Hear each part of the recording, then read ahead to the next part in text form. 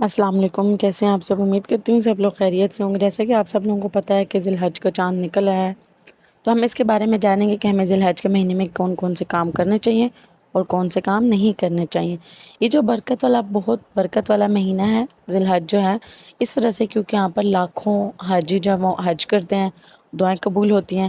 اور ایک حدیث شریف کے اندر ہے کہ آپ صلی اللہ علیہ وسلم نے فرمایا، اللہ کو ان 10 دنوں میں کی جانے والی نیکیوں سے زیادہ کوئی عمل محبوب نہیں۔ ذرا سوچیے وہ دن جس میں ایک چھوٹی سی نیکی بھی اللہ کے بہت نزدیک بڑی بن جاتی ہے۔ آج ہم اس ویڈیو میں جانیں گے ذی الحج کے پہلے 10 دنوں کی فضیلت، ان دنوں میں کیا کام کرنے چاہیے، کن غلطیوں سے ہمیں بچنا چاہیے، آخر میں ایک ایسی نصیحت جو شاید آپ کی زندگی بدل دے۔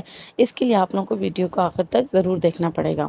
سب سے پہلے یہ جان لیجیے کہ عام دن نہیں ہے، یہ وہ دن ہے جن میں لاکھوں حاجی اللہ تعالیٰ کے گھر میں موجود ہوتے ہیں، دعائیں قبول ہوتی ہیں، جس میں رحمت کے دروازے کھولے جاتے ہیں، جن میں ٹوٹے دل بھی سکون پا لیتے ہیں۔ لیکن افسوس بہت سے لوگ ان قیمتی دنوں کو بھی شاپنگ، کپڑوں اور چیزوں کی تیاری میں ضائع کر دیتے ہیں۔ لیکن اب سوال یہ ہے کہ ان 10 دنوں میں ہمیں کیا کرنا چاہیے، کیا نہیں کرنا چاہیے۔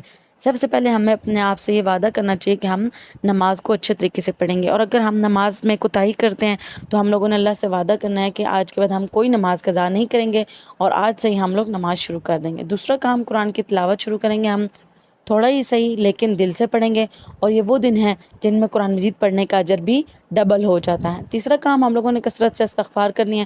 استغفر اللہ آپ پورا پڑھ لیں، استغفر اللہ الذی لا الہ الا هو الحی القیوم واتوب الیہ پڑھ لیں، جو بھی آسان آپ کو لگے آپ وہی پڑھ لیں۔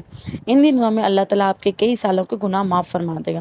چوتھا کام جو ہم لوگوں نے کرنا ہے وہ کثرت سے تکبیرات پڑھنی ہے، ذکر کرنے ہیں، خاص طور پر یہ کلمات اللہ اکبر، لا الہ الا اللہ واللہ اکبر، اللہ اکبر وللہ الحمد۔ اپنے گھر، اپنی زبان، اپنے دل کو اللہ تعالیٰ کے ذکر سے زندہ رکھنا ہے۔ پانچوں کام ہم نے کیا کرنا ہے، اگر آپ صاحب استطاعت ہیں تو آپ قربانی کریں، اور جیسے ہی چاند نظر آ جائے گا اور اگر آپ نے قربانی کرنی ہے تو آپ اپنے ناخن نہیں کاٹیں گے، بال نہیں کاٹیں گے، اور یہ آپ صلی اللہ علیہ وسلم کی سنت ہے، بہت بڑی فضیلت رکھتی ہے یہ۔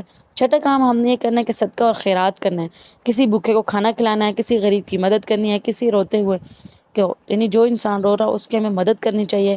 اگر کوئی غریب ہے، اگر آپ کی اتنی استطاعت ہے تو آپ اس کو عید کے کپڑے لے کے دے دیں۔ اتنے نہیں ہے، اگر آپ قربانی کر رہے ہیں اس کا گوشت لازمی ان لوگوں کو دیں، اپنے لیے صرف نہ رکھیں بلکہ دوسرے لوگوں کو بھی دیں۔ اللہ تعالیٰ کو سب سے زیادہ پسند وہ لوگ آتے ہیں جو دوسرے لوگوں کا دل خوش کرتے ہیں، دوسرے کاموں میں نہیں، اچھے کاموں میں جب آپ کسی کی مدد کرتے ہیں تو اللہ تعالیٰ خوش ہوتے ہیں، جو دوسروں کے لیے آسانی پیدا کرتے ہیں۔ اب سب لوگوں کے لیے جاننا ضروری ہے کہ ہم لوگ جو ہے وہ ان دنوں کو ویسے ہی ضائع کر دیتے ہیں، ہم لوگ اس کے اندر کوئی عبادت نہیں کرتے نارمل دنوں کی طرح، لیکن ہمیں کوشش کرنی چاہیے ان دنوں میں ہم لوگ زیادہ عبادت کریں۔ بے شک ہم کوئی کام بھی کریں اس کا ہم دل میں تو ذکر کر سکتے ہیں، اگر آپ کو قرآن زبانی نہیں یاد آپ ذکر کر سکتے ہیں، کچھ بھی کر سکتے ہیں، ٹھیک ہے۔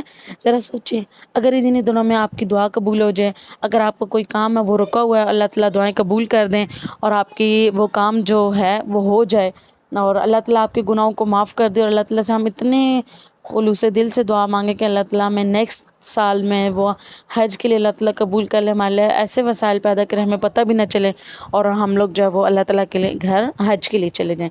آخر میں ایک چھوٹی سی درخواست ہے، اگر آپ چاہتے ہیں کہ زیادہ مسلمان ان برکت دنوں کی جو اہمیت ہے ان کو جانیں تو آپ لوگوں نے اس ویڈیو کو لازمی شیئر کرنا ہے، اور اگر آپ لوگوں کو ویڈیو اچھی لگ رہی ہے تو لائک کریں، چینل کو سبسکرائب کریں۔ ملتے ہیں نیکسٹ ویڈیو میں، تب تک کے لیے اللہ حافظ۔